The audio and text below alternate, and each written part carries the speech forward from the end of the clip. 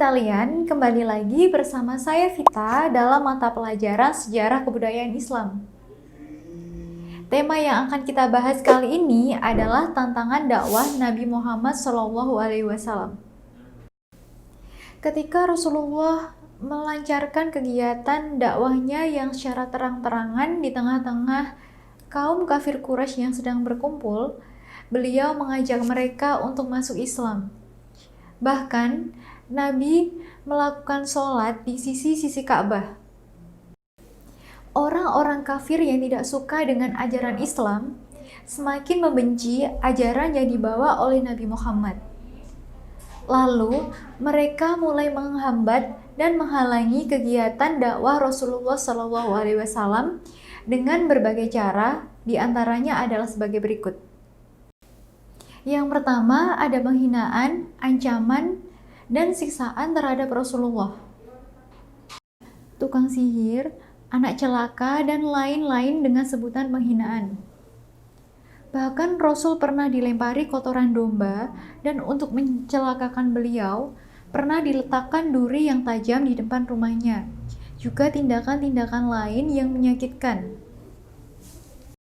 Yang kedua, ada penghinaan, ancaman, dan siksaan terhadap pengikut Rasulullah.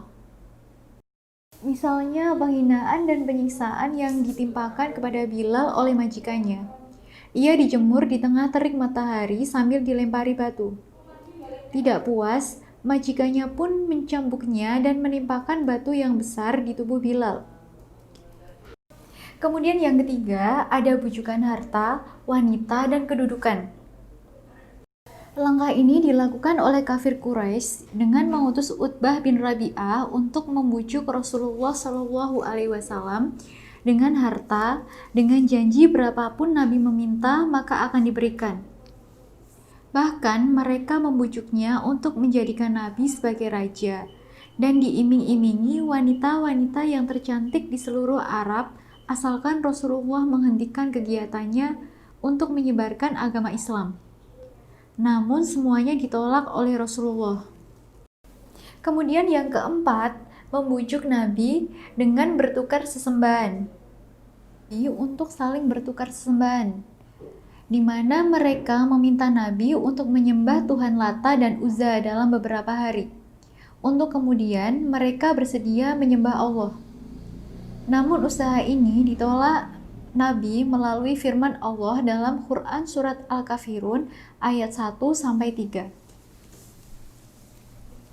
Kemudian yang kelima, membujuk dan menghasut Abu Talib. Yang keenam, menghasut masyarakat Mekah. Upaya lain yang dilakukan kafir Quraisy untuk merintangi dakwah Nabi adalah dengan memengaruhi masyarakat Quraisy untuk tidak mendengarkan dakwah atau bacaan-bacaan Al-Quran. Karena disebutkan oleh mereka sebagai jampi-jampi yang membuat mereka tertenung. Selain itu, mereka juga mengancam untuk tidak segan-segan membuat mereka sengsara atau bahkan dibunuh jika mengikuti ajaran Nabi. Kemudian yang ketujuh, pengasingan dan pemboikotan Bani Hashim dan Bani Muthalib. Upaya ini merupakan upaya yang sangat menyengsarakan kaum muslimin. Kafir Quraisy melarang siapapun untuk berinteraksi dengan Bani Hashim dan Bani Muthalib, melakukan transaksi jual beli, menikahi atau dinikahi, menengok yang sakit atau menolong mereka. Pemboikotan ini dituliskan dalam selembar pengumuman yang ditempelkan di pintu gerbang masuk Ka'bah, sehingga semua orang tahu dengan ancaman berat bagi yang melanggarnya. 8. Mempengaruhi pimpinan negara-negara untuk menolak kehadiran orang Islam. Ini dilakukan misalnya ketika sebagian sahabat Nabi hijrah ke Habsyi. Kafir Quraisy datang menghadap raja mereka yang beragama Nasrani dan menjelaskan tentang ajaran Islam dengan tidak benar. Namun ketika dikonfrontir dengan umat Islam yang dijuru bicarai Ja'far, Akhirnya mereka kalah dan Raja Habsyi memberikan jaminan keamanan kepada umat Islam untuk hidup tentram di negaranya.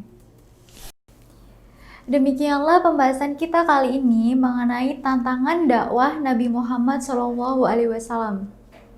Semoga bermanfaat dan selamat belajar. Hanya di buku digitalku, tempat belajar generasi berprestasi.